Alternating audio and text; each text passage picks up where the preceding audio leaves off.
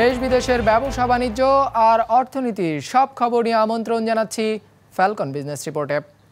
সাভারের চামড়া শিল্পনগরীর বর্জ্য ব্যবস্থাপনা করবে ট্যানারি মালিকরা, কোম্পানি গঠনের পরামর্শ।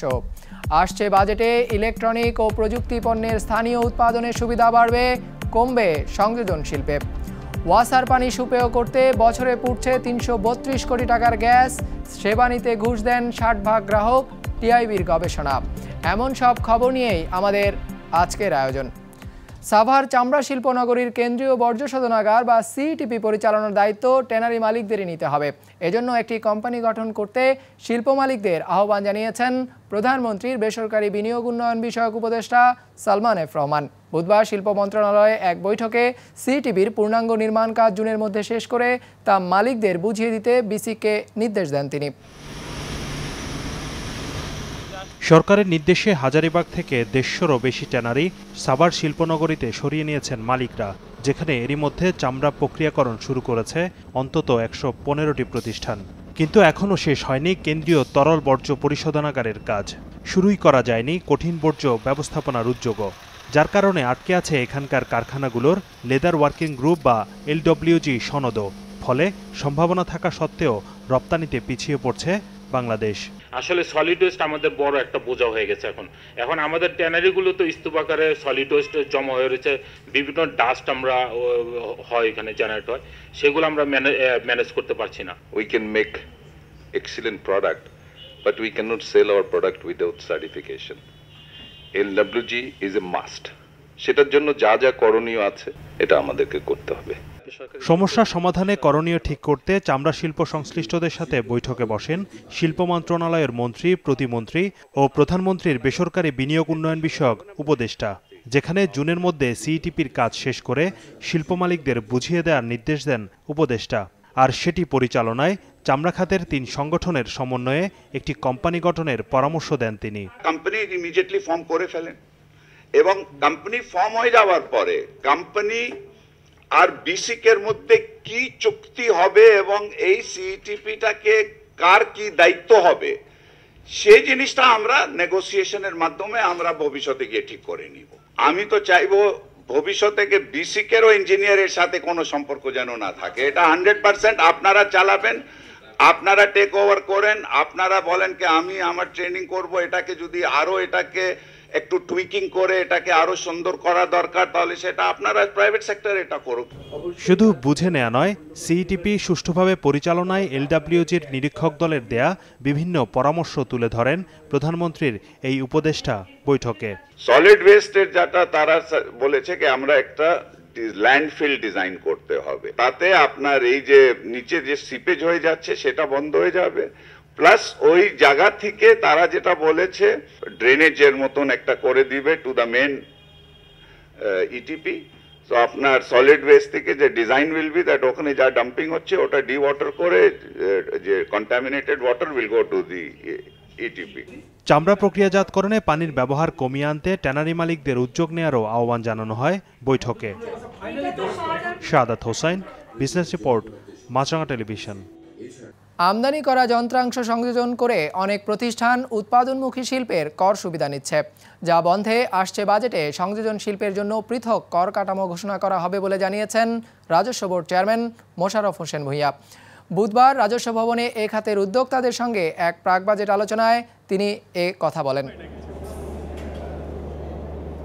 ফিচার ফোন দিয়ে শুরু হলো স্থানীয় উৎপাদকরা এখন দেশে তৈরি করছেন স্মার্টফোন। কারখানা গড়ে তুলেছে বহুজাতিক মোবাইল ফোন প্রতিষ্ঠানও সরকারের নীতি সহায়তা নিয়ে।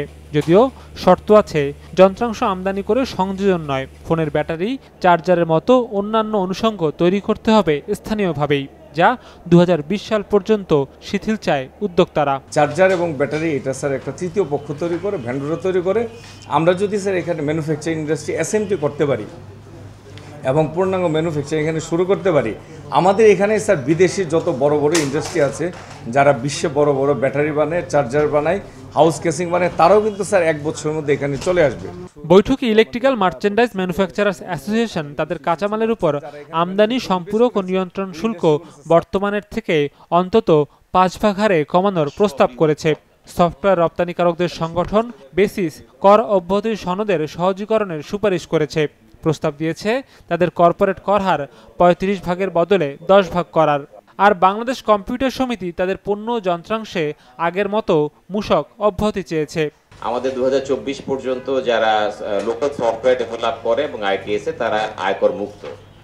এটা প্রতি বছরই কিন্তু স্যার আপনাদের এখান থেকে নিতে হচ্ছে এবং এটা দেখা যায় যে মিনিমাম স্যার 1 থেকে 2 মাস, কোনো ক্ষেত্রে 3 মাস চলে যায় স্যার। বাড়ি ভাড়ার উপর আমাদের 15% ভ্যাট দিতে হয়। অবশ্য দেখেন তৈরি পোশাক নিয়ে যারা কাজ করেন তারা কিন্তু বাড়ি ভাড়ার উপরে ভ্যাটটা দেন না। তো আমাদেরকেও আমরা দাবি জানাচ্ছি যে বাড়ি ভাড়ার উপরে আমাদের ভ্যাট না দিতে হয়। বৈঠকে এনবিআর চেয়ারম্যান বলেন, দেশের তথ্য প্রযুক্তি খাতের এই বিকাশের জন্য সব ধরনের নীতি সহায়তা দেবে সরকার। তিনি ব্যবসায়ীদের আহ্বান জানান সংযোজনের বদলে নিজস্ব উৎপাদন ব্যবস্থা গড়ে তোলার। অ্যাসেম্বল যারা করে তারা কিছু বেনিফিট আমাদের কাছ থেকে আমাদের জাতীয় রাজস্ব বোর্ডের অজ্ঞাতেই কিছু বেনিফিট তারা পেয়ে আসছিল। তো এটা আমাদের দৃষ্টিগোচর হয়েছে, আমরা এদেরকে আলাদা করব। ম্যানুফ্যাকচারার এবং অ্যাসেম্বলাররা একই ধরনের সুবিধা পাবে না এবং আমরা চাইব যারা অ্যাসেম্বল করে তারা ম্যানুফ্যাকচারার হয়ে যায়। সেই সঙ্গে রপ্তানি পণ্যের বহুমুখীকরণের সরকারি পরিকল্পনার কথা তুলে ধরে এনবিআর চেয়ারম্যান জানান, আগামী দিনে সব খাতকেই নগদ সহায়তা ও বন্ড সুবিধা দেওয়া হবে। তবে এজন্য তিনি পণ্যের মান উন্নত করতে তাগিদ দেন উদ্যোক্তাদের। সৌরভ রহমান, বিজনেস রিপোর্ট, মাছরাঙা টেলিভিশন। রাজধানীর প্রায় অর্ধেক মানুষকে চাহিদা মতো পানি সরবরাহ করতে পারছে না ঢাকা ওয়াসা। ট্রান্সপারেন্সি ইন্টারন্যাশনাল বাংলাদেশ ওয়াসার উপর চালানো এক গবেষণা প্রকাশ করে বলছে যে পানি সেবা সংস্থাটি দিচ্ছে তার বড় অংশই আবার দূষিত ও গন্ধযুক্ত। আর এ পানি ফোটাতে বছরে ৩৩২ কোটি টাকার গ্যাস পোড়াতে হচ্ছে গ্রাহকদের। বিস্তারিত মাহমুদ কমলের রিপোর্টে। রাজধানীতে সুপেয় পানি সরবরাহের দায়িত্ব ঢাকা ওয়াসার, কিন্তু প্রতিষ্ঠানটি এখনও শহরের ৪৫ ভাগ গ্রাহককে চাহিদা অনুযায়ী পানি সরবরাহ করতে পারছে না। গ্রীষ্মকালে এই পরিস্থিতি আরও করুণ আকার নেয়। তখন চাহিদা অনুযায়ী পানি পায় না ৯৪ ভাগ গ্রাহক। বস্তিবাসীর জন্য বা নিম্ন আয়ের মানুষের জন্য বিশেষ ব্যবস্থা করা হয়েছে, সেখানে আবার পানি চাহিদা অনুযায়ী পাওয়ার ক্ষেত্রে সবচেয়ে বেশি ঘাটতি ৭১%। শুধু চাহিদা অনুযায়ী পানি সরবরাহ করতে পারার অক্ষমতাই নয়, সেবা সংস্থাটি বিশুদ্ধ পানি দেবার বিষয়টিও নিশ্চিত করতে পারছে না। টিআইবির গবেষণা বলছে ওয়াসার ৫১.৫% পানি অপরিষ্কার আর ৪১.৪% দুর্গন্ধযুক্ত, যে কারণে ৯১% গ্রাহককে পানি ফুটিয়ে পান করতে হচ্ছে। তাতে গ্যাস পুড়ছে ৩৩২ কোটি টাকার। পানির নিম্নমানের কারণে সেবা গ্রহীতাদের পানিবাহিত রোগে আক্রান্ত হওয়ার ঝুঁকি এবং পানি বিশুদ্ধকরণে জ্বালানি খরচ, বিশেষ করে গ্যাস ব্যবহার বাবদ বড় অঙ্কের রাষ্ট্রীয় সম্পদের অপচয় হয়। কম দেশই আছে কিন্তু যেখানে সরাসরি ট্যাপের পানি পান করা যায় না। বাংলাদেশ, এশিয়ার এবং এমনকি এশিয়াতেও অনেক দেশে সেটা এখন সম্ভব, কিন্তু বাংলাদেশে এখনও সেটা আমরা ভাবতেও পারি না। শুধু রাষ্ট্রীয় অর্থ অপচয়ই নয়, বিশুদ্ধ পানির অভাবে ২৪.৬% আক্রান্ত হচ্ছেন পানিবাহিত নানা রোগে, যাতে বাড়ছে স্বাস্থ্য ব্যয়ও। পানি সরবরাহের পাশাপাশি মহানগরীর ১৪ লাখ ঘনমিটার পয়বর্জ্য পরিশোধন করার কথা ওয়াসার, কিন্তু করতে পারছে মাত্র ৪%।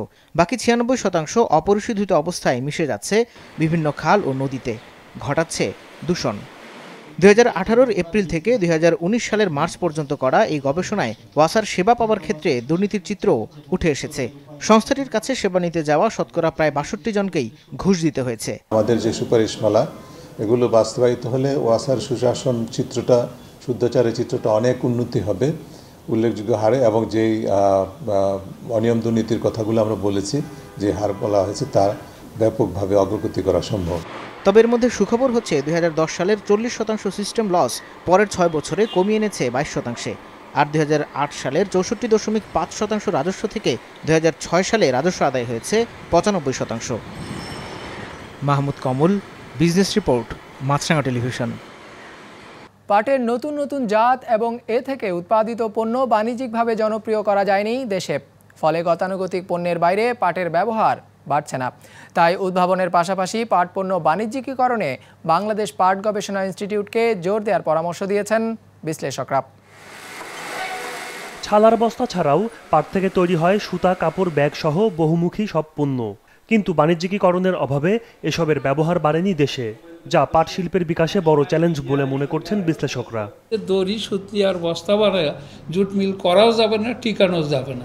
আমরা যদি এক্সপোর্টের লাইনটাকে বের করতে না পারি, আমরা যদি এটাকে রপ্তানির সুযোগটা, বৈদেশিক মুদ্রা ইনকামের সুযোগটা আমরা বের করতে না পারি। বুধবার বাংলাদেশ পাট গবেষণা ইনস্টিটিউট বিজেআরসি আয়োজিত সেমিনারে জানানো হয়, শুধু পাটপণ্য নয়, দেশে উদ্ভাবিত পাটের জাতকেও জনপ্রিয় করা যায়নি কৃষকের মাঝে।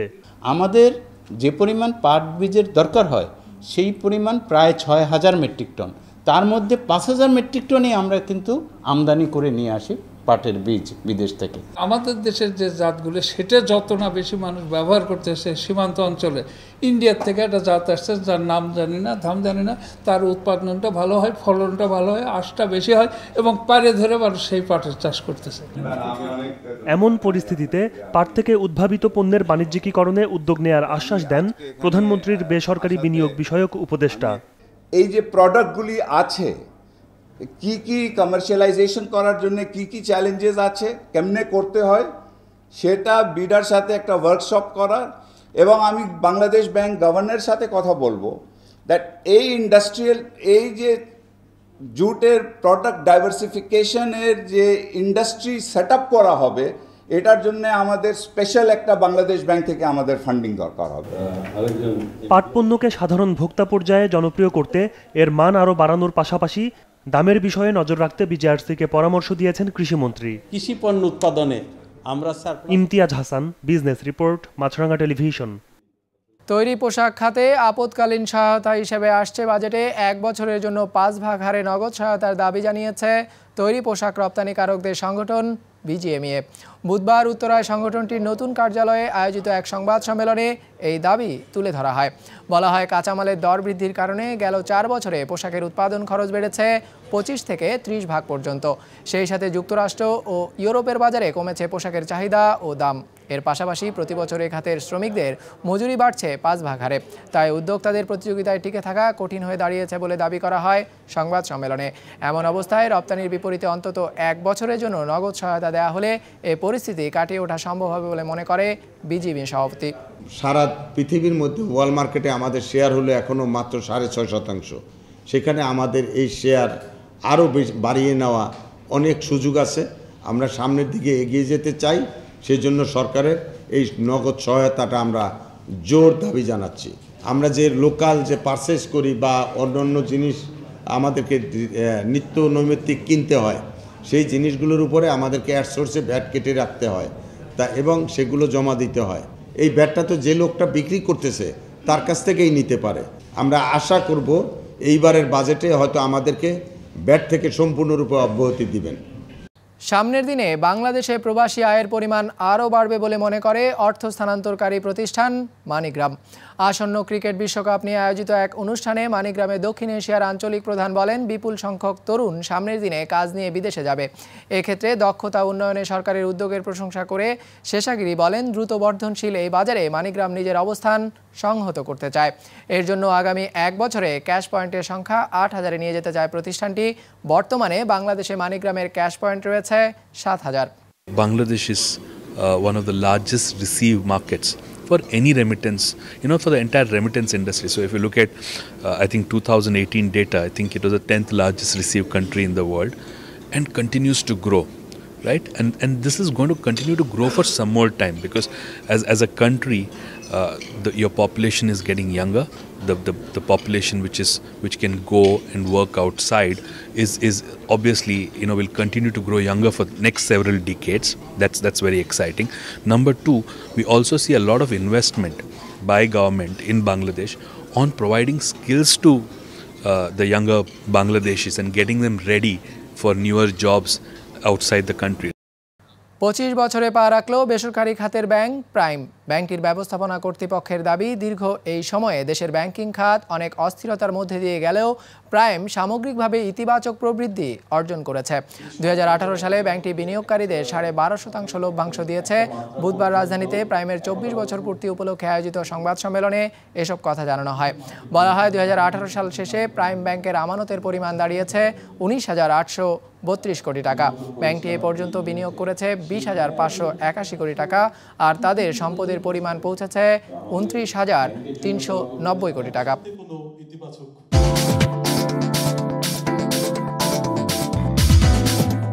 ইতিবাচক ধারায় শেষ হয়েছে ঢাকা শেয়ার বাজারের লেনদেন। সার্বিক সূচক ডিএসইএক্স 10 পয়েন্ট বেড়ে দাঁড়িয়েছে 5,259-এ।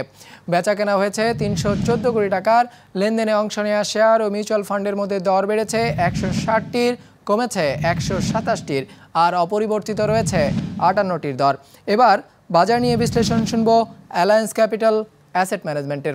আজকে মর্নিং সেশনে market open on a positive note এবং এন্ড অফ দ্য সেশনে যার একটি রিফ্লেকশন আমরা দেখতে পাই। লাস্ট সেশনে মার্কেটে কারেকশন দেখা গেলেও today market has recovered some marginal points. আজকে ব্রড ইন্ডেক্সের পাশাপাশি মার্কেট টার্নওভার মুভমেন্টেও পজিটিভ ট্রেন্ড দেখা যায়। ইনভেস্টরদের এই অ্যাক্টিভ পার্টিসিপেশনের ফলে মার্কেটের প্রতি তাদের আস্থা ফিরে আসছে বলে আমরা মনে করি। ইঞ্জিনিয়ারিং সেক্টর টার্নওভারে লিড করে, followed by insurance and power sector. আজকে ইন্স্যুরেন্স এবং ইঞ্জিনিয়ারিং সেক্টরে অধিকাংশ কোম্পানির দর বৃদ্ধি পায়, যার ফলে market ended on a green sign. আমাদের যে কোনো পর্ব নিজেদের সুবিধাজনক সময়ে দেখতে সাবস্ক্রাইব করুন বিজনেস রিপোর্টের অফিসিয়াল ইউটিউব চ্যানেল। ফেসবুক পেজে লাইক দিয়ে আপডেট থাকুন ব্যবসা বাণিজ্যের আলোচিত সব ঘটনা সম্পর্কে, আর আপনাদের মতামত জানান ইনবক্সে। আজ এটুকুই, বিদায় নিচ্ছি, ভালো থাকবেন।